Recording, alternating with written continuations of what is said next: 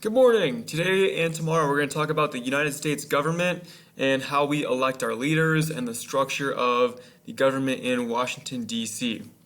A lot of these topics have been in the news lately because Supreme Court Justice Ruth Bader Ginsburg just died last week and the president is currently trying to fill her spot. Also, we have a presidential election coming up in a couple of weeks, so this will also be in the news as well. So this week, today and tomorrow, you'll need to watch this video and fill out your notes about the United States government. I have not put the slides on here for a reason.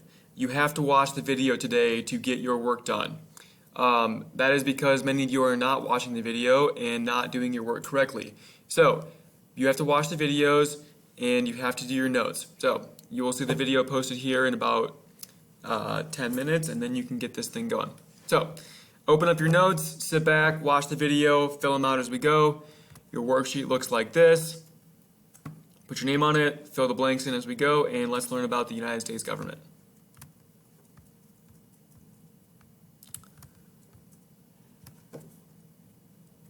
Again, feel free to pause the video, go back, rewatch it to understand what's happening. That is why I have provided them for you. How does the United States government work? Well, the U.S. government is split or divided up into three different branches or parts.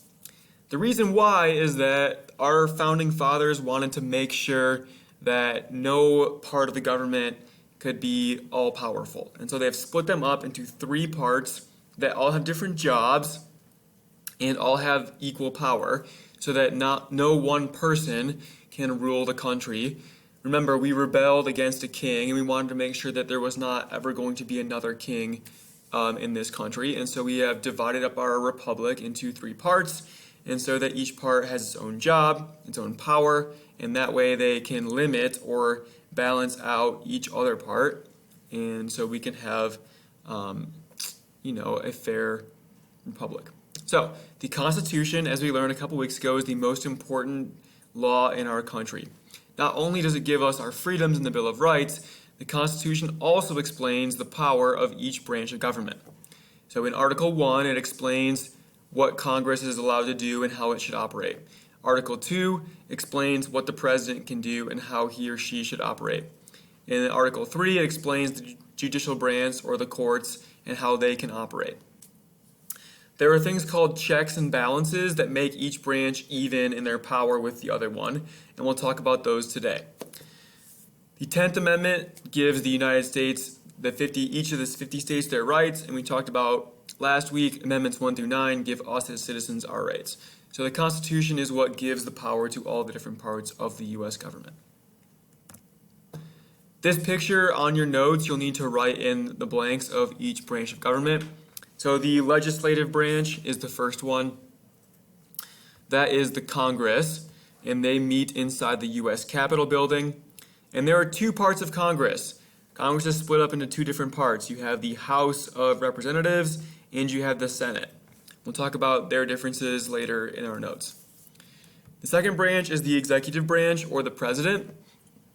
The president lives in the White House, and then their second in command is the vice president. If a president dies in office, the vice president will assume power. This has happened many times throughout U.S. history. Most recently, when John F. Kennedy was assassinated and killed, then Lyndon Johnson became the president and finished out his term as president. The third branch is called the Supreme Court, or the judicial branch. Judicial means like judge. And their building looks like this. There are 9 members of the Supreme Court. At the moment, we are trying to fill one seat because Justice Ruth Bader Ginsburg passed away last week. Let's start with the legislative branch, or Congress. The legislative branch is the branch that makes new laws for our country. So they are the ones that write the laws. Congress, and they also call Congress. So Congress is split up into two parts, and they each have their own little side of the Capitol building. The House of Representatives meets on this side, and the Senate meets on the other side of the Capitol building. In the middle is this giant cool dome thing. Each house, or each part, has its own different rules of how it works. So the House of Representatives, if you get elected there, you serve for 2 years in the House. If you were elected to the Senate, you would serve for 6 years. They have different term lengths. They are also different sizes. The House of Representatives is much, much bigger.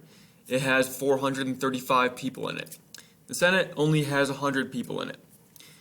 In the House, your number of representatives varies by population. So if you look at this map of Colorado, there are different smaller subparts, as you'll see. The first district of Colorado is this little orange, like weird looking area by Denver. There is one representative for that little area. The second district is this light blue area that includes like Larimer County, parts of Boulder County, all of these other counties right there. That is the second district. We live in the third district, which is this huge area in the western part of Colorado. The fourth district is this huge area on the eastern part. Fifth district is in the center. The sixth district is around Denver and the suburbs, and so is the seventh district. The reason that these districts are different sizes geographically is because they have to have the same number of people in them, because you get equal representation in Congress. So the same number of people roughly live in the third district as live in the first, even though the areas are smaller. That's because we're more spread out, we're more rural out here than it is in Denver. So there are roughly the same population in each congressional district, and that's the same for the whole country. So there are 7 representatives from Colorado in the House of Representatives, 1 for each of these districts. Each state gets 2 senators, so a little bit differently. The states are equally represented in the Senate. People are equally represented in the House. So Colorado gets 2 senators. California, a state that is much, much bigger in population than Colorado, only gets 2 senators also. So that's a little bit different there. At the moment, there are more Democrats in the House of Representatives. So we would say the Democrats control the House, or they have more power in that part of Congress. If you go to the Senate, there are more Republicans in the Senate, and so we would say that the Republicans control the Senate because there are more of them on that side. So this means we have a divided Congress, and so they have to work together to get any new laws passed and work as across their parties. Doesn't always happen. Sometimes you can have a completely Republican-controlled Congress or a completely Democratic-controlled Congress. So these change with each election cycle. At the moment, here is the makeup of the House of Representatives. If you look down the middle, you'll see that there are more blue dots than red dots. So that means that blue is the Democrats, red is the Republicans. So there are more Democrats in the House of Representatives. A white dot means that this person is what we call an independent or different from a Republican or a Democrat. A gray dot means they are working on filling up a seat because someone died. In the Senate, you'll see there are more red dots than blue dots, so the Republicans have more power in the Senate. These dots mean they are independent senators. So this may change after the 2020 election, but we'll find out. That's how it stands currently. So who represents us in Congress? Well, we live in the 3rd district, and so at the moment we have this man, Scott Tipton, who is representing us in the 3rd district of Colorado. He's a Republican. However, he is not going to be running for re-election in 2020. So he is not on the ballot anymore. There are 2 women who are running for the open seat. One, Laura Bobart, is a Republican. The other, Diane Mitch Bush, is a Democrat. So we will see who represents us. This will change after the election. So he is still our representative for about another 4 months, but then in the new year we will have a new person representing us in the 3rd district. At the moment we have 2 senators. Michael Bennet is a Democrat and Cory Gardner is a Republican. Michael Bennet is not up for re-election this year, so he will still be our senator after the election. He is not running this year. Cory Gardner is up for re-election. If Cory Gardner loses, John Hickenlooper would be a Democrat who would replace him. He's the person running against Cory Gardner. So he could change as well after the election. So in January, we could have a different representation. It could be a different person here, and definitely will be a different person here, either Democrat or Republican. It's a new race. He is not running again. Let's go on to the executive branch. Executive branch is run by the president. The president has lots of power. One of his or her powers is to veto or sign laws written by Congress. So if Congress passes a law, the president can sign the law. If he or she does sign the law, then it becomes the law of the country. If he or she does not like the law, they can veto it, which means to say no, and that law does not get to be put into power. So that's a pretty important power. That's one way they balance out each other. The president can also appoint new justices to the Supreme Court. So if someone dies in the Supreme Court, the president can appoint a new justice. The president can also control important parts of the government like the military, the State Department, and the Department of Education. So the president gets to run or control those. Executive branch means like you have the controlling power, so the president has that power as well. At the moment, Donald Trump, a Republican, is currently our president. He was sworn into office on January 20th, 2017. There is an election this year, so this could change if he loses to Joe Biden. We'll talk about that as it gets closer. Who can run for president? This connects to our reading from yesterday, if you were in class. The Constitution is the governing document of the United States, as we talked about earlier. It lists 3 requirements for presidential candidates. That's only 3. Those are the only requirements. 1, you have to be a natural-born citizen, so either born in the United States or your parents are citizens. 2, you have to have lived in the U.S. for at least 14 years during your life, consecutively. 3, you must be at least 35 years of age. Those are the only 3 requirements to be president. Most people have experience in government. Most people who have run for president are older than 35, but those are the only 3 basic requirements. The 22nd Amendment or change to the Constitution limits a president to only serving 2 terms in office, totaling 8 years. Franklin Delano Roosevelt, also known as FDR, is the only president to serve more than 2 terms. He was elected 4 times to be president because he's very popular during World War II. After he died in office, they changed the rules to make it only 8 years as president.